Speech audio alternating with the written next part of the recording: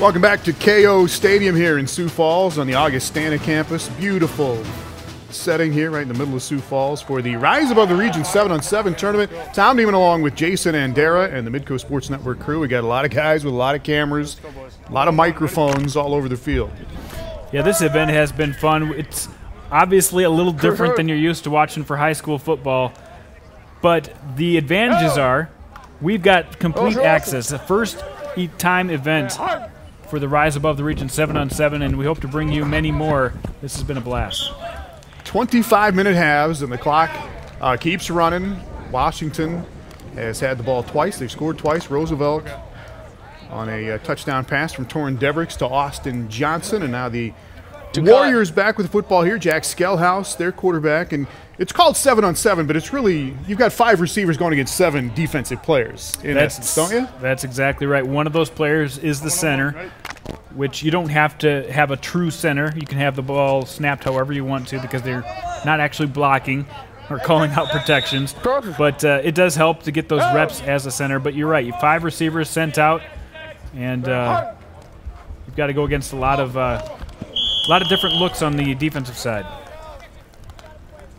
There's Sean Powell, who was an impressive player for Roosevelt last year, one of those returning leaders on the defense this year.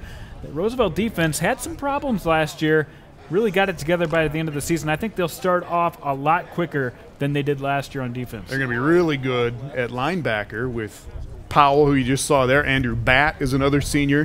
Pearson Evans, another linebacker, all big kids at about 6'1", 210 pounds, and those 3 are back at linebacker for Roosevelt. Not to mention that defensive backfield where we've got Justin Mueller mic'd up on defense right now for Roosevelt. He's definitely been a leader along with Nathan Durfee and Cole Schroedermeyer, a couple guys in that defensive backfield that really could make an impact. All right, there's a catch for the Warriors, but it's not going to count. This is one of the 7-on-7 rules. From the snap, you've got 4 seconds for the quarterback to release the football. Otherwise, it's a loss it down. Yeah, and the 4 count, we've only got 1 official in this game who's doing not only the ball spotting, calling penalties, but counting 1 1,000, 2 1,000, 3 1,000, 4 1,000, and you know, we got to go by his count. We don't have a play clock to go off of. Yeah, I haven't seen a penalty yet. There's been some contact, and you'll get away with a little contact in the secondary, but it's basically 4th down right here for Washington. They can get a first down at the 20-yard line.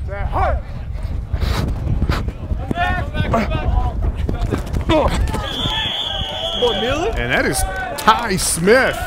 Jason, that's a first down catch. Ty Smith, one of these basketball players playing football. Yeah, he's going to get a lot more looks this season. Wasn't really featured last year, but when you've got a target this size, especially going up against a Justin Mueller right now, who's a great player, but a little shorter, it's a great way to get a first down. Ty Smith at about 6'3" at one of those wide receiver spots for Washington. So the Warriors get a first down, and now they've got 4 downs to put it in the end zone. They keep looking for those weapons. They've added a few weapons this year. Not only a couple guys who were sophomores who are now juniors are going to play varsity. They went to that basketball team, like you said, and they recruited Carter Keller to come out for football the first time. He's made some good catches in the games leading up to this. Again, 8 teams here in this tournament.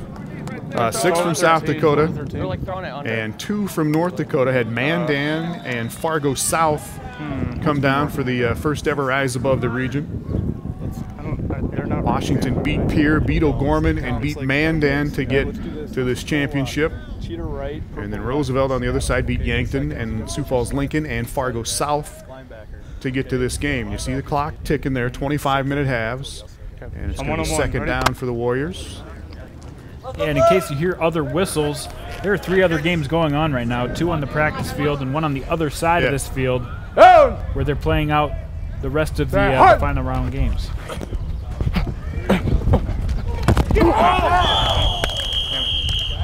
Skellhouse into some heavy traffic. There's Justin Mueller, the kid you're talking about, the cornerback for Roosevelt. Yeah, he's in on this play. That's a tight window for Jack Skellhouse. This is probably a good event to try to thread the needle in something like that. In games, I think he probably holds on to that one.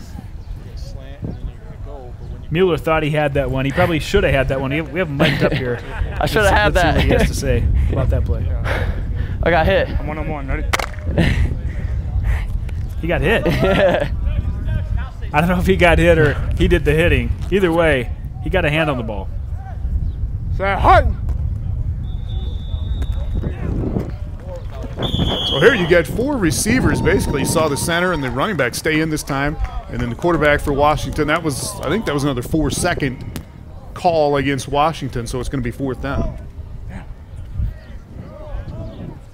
Well, it's back to the drawing board, and like we said, Washington takes a little more time in the huddle. I think they're trying to draw up the plays,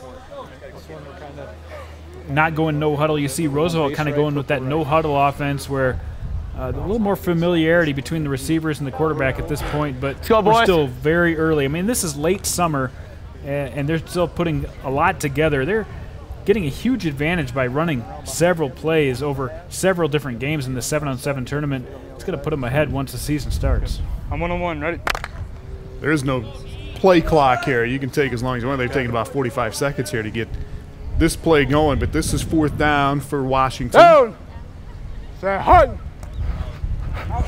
Oh. Oh. A little bit of contact in the end zone there, but it's going to go over on downs to Roosevelt.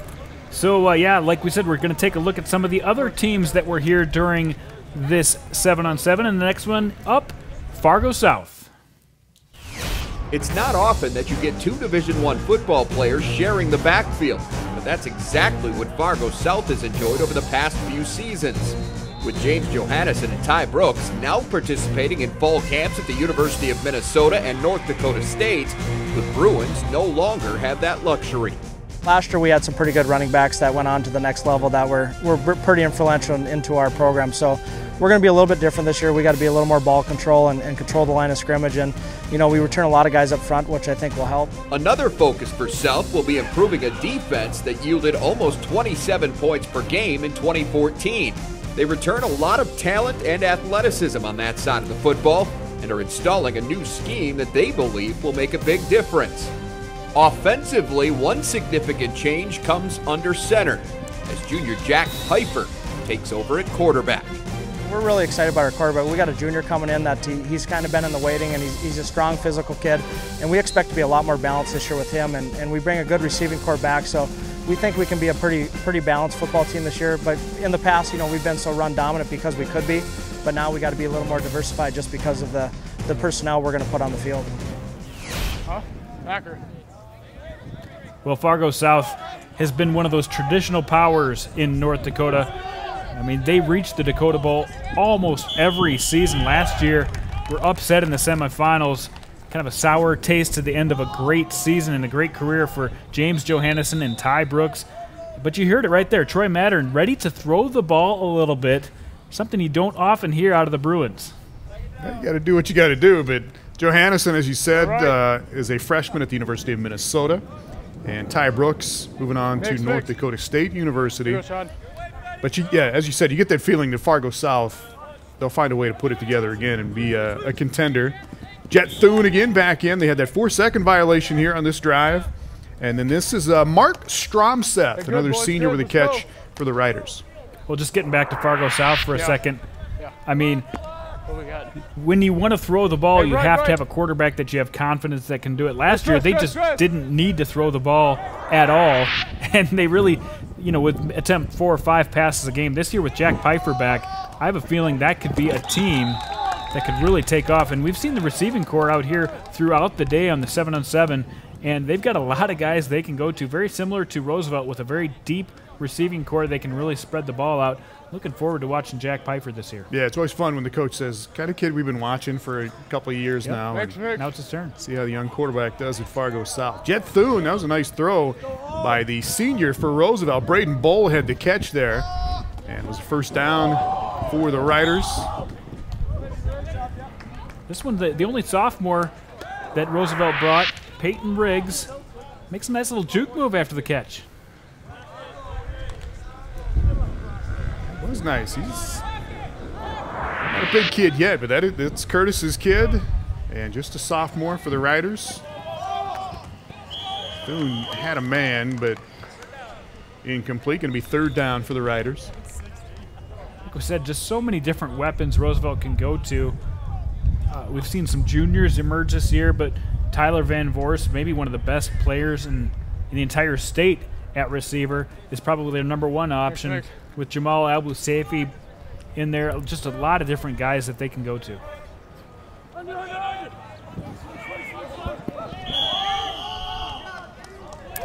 Johnson makes the catch, but that was after 4 seconds, so it's going to be fourth down. Yeah, that 4-second rule just got him, and that's caught a lot of guys off guard.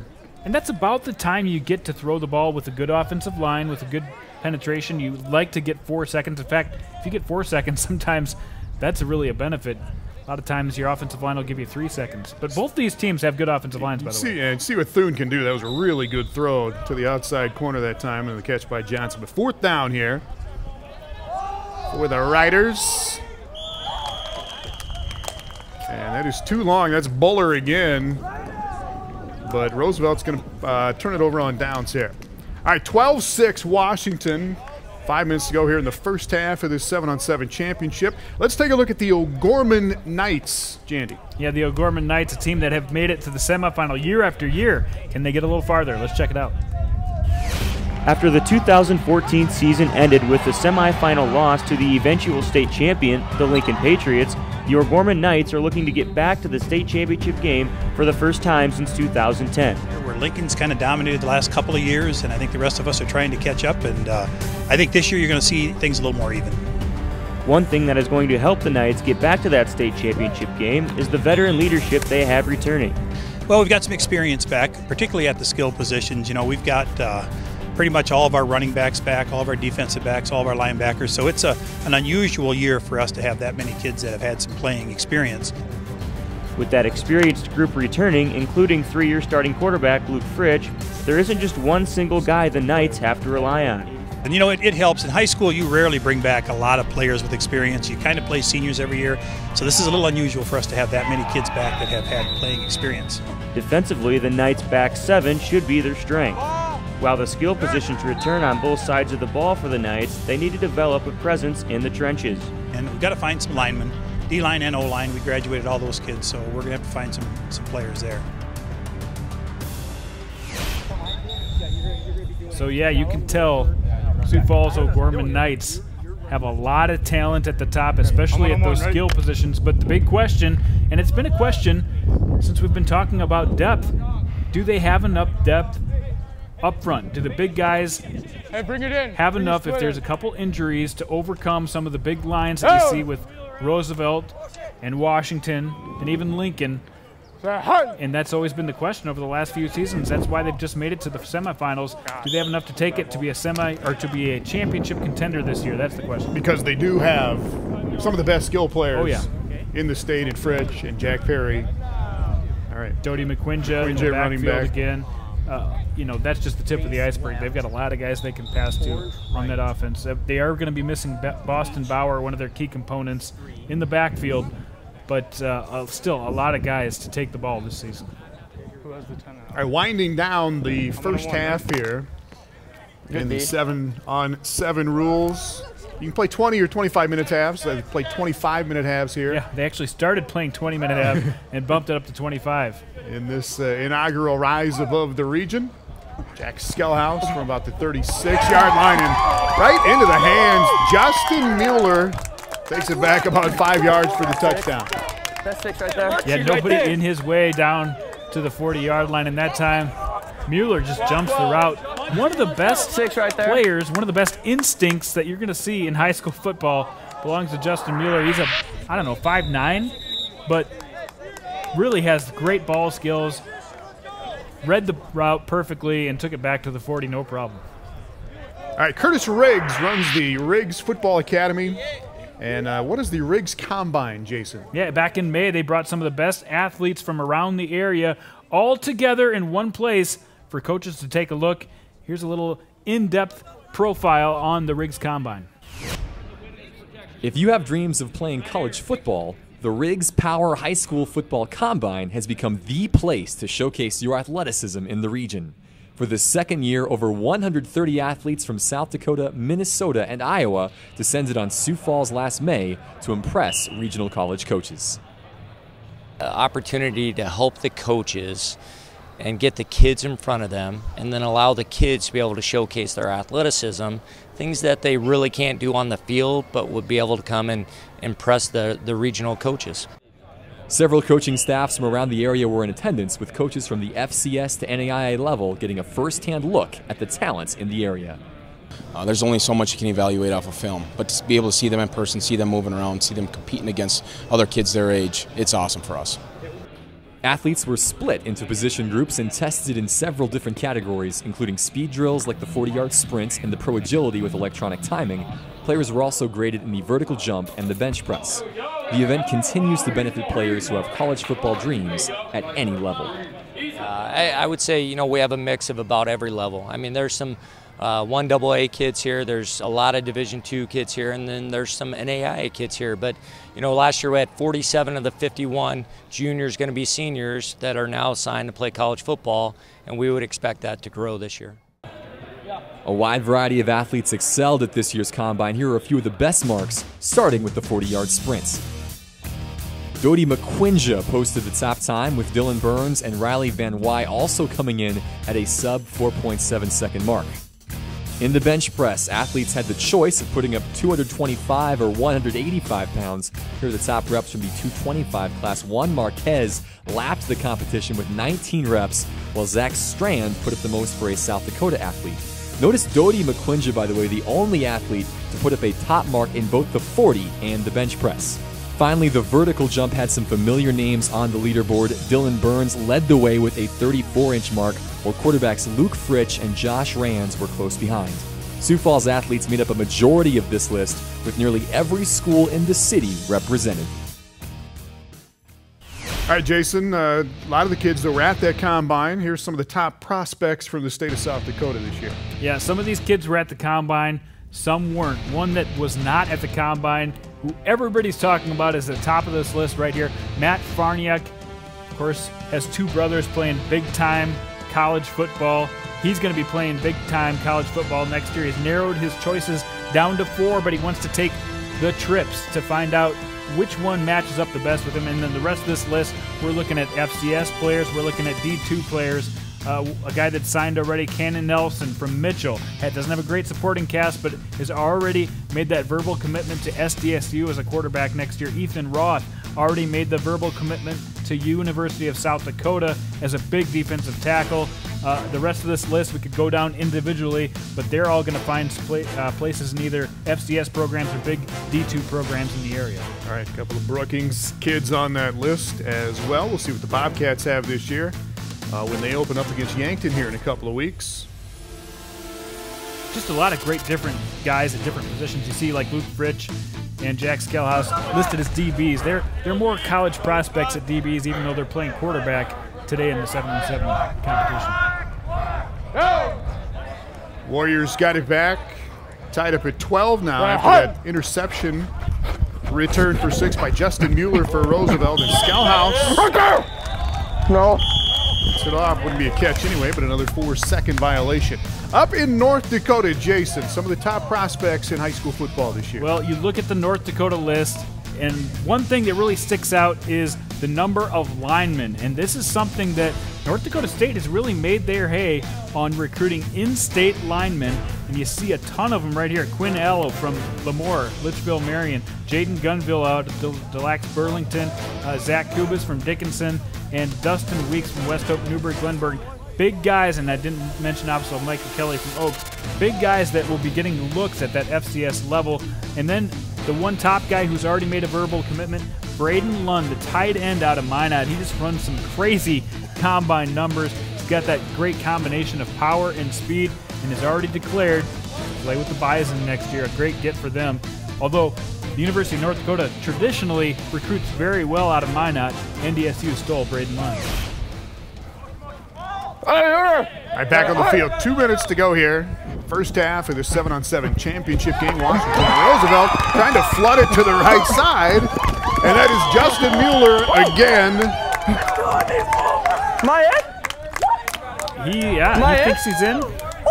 Got to the 40, but I think he was down just before that 40-yard line. You got the director Riggs right there saying, no, he didn't get in, so he didn't get in.